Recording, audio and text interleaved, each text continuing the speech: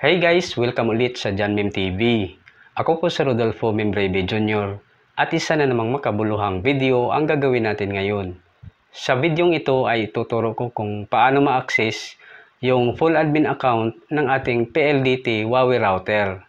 Dahil marami sa ating mga kababayan ay nagtatanong kung bakit walang ganitong settings yung kanilang router. Yun ay dahil nakalagin lang tayo sa basic admin account. Pero kung doon tayo mag-login sa full admin account, ay mas maraming settings ang pwede nating pagpipilian.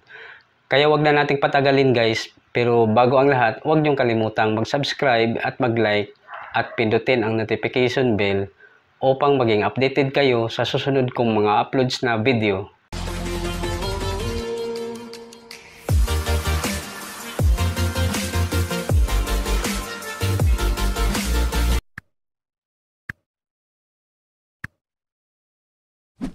So, ganito yan guys. Mag-open muna tayo ng internet browser. I-tap lang natin itong Google Chrome. Then, dito sa address bar, i-type natin yung IP address ng router. https://192.168.1.1. Then, i-tap natin itong go. May nakasulat dito, your connection is not private. Pero okay lang yan guys dahil router lang ang bubuksan natin. Kaya i-tap lang natin itong advanced na makikita dito sa baba. Then i-tap natin itong proceed to 192.168.1.1.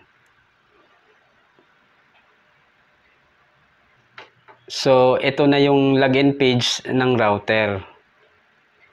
By the way guys, ang unang ipapakita ko sa inyo ay yun munang basic admin account para magkaroon kayo ng idea. Dito sa basic admin account, ang username niya ay admin.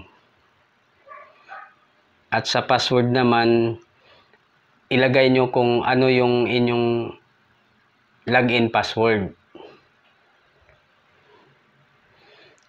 Sa akin ay johnmeme_tv at 2024. Then itap natin login. So ito na yung dashboard ng basic admin account. At kung mapapansin ninyo ay limitado lang yung kanyang mga settings dito. Kumpara sa full admin account ay mas marami yung mga settings na pwedeng pagpipilian. I-log out na natin. So ayan guys, pinakita ko lang sa inyo yung dashboard ng basic admin account. Ngayon, punta na tayo sa full admin account. Balik ulit tayo sa address bar. At i-type natin yung IP address ng router para sa full admin account. https://192.168.1.1/admin.html. Then itap natin go. So ayan guys, ito na yung login page ng full admin. Dito sa account, ang ilagay natin ay admin PLDT. At sa password naman ay johnmeme_tv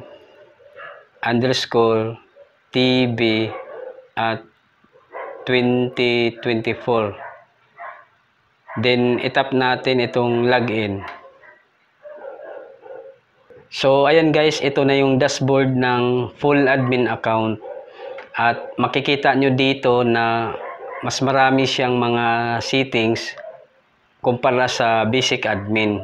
So, ganun lang kadali mag-access ng full admin account sa ating PLDT Huawei router.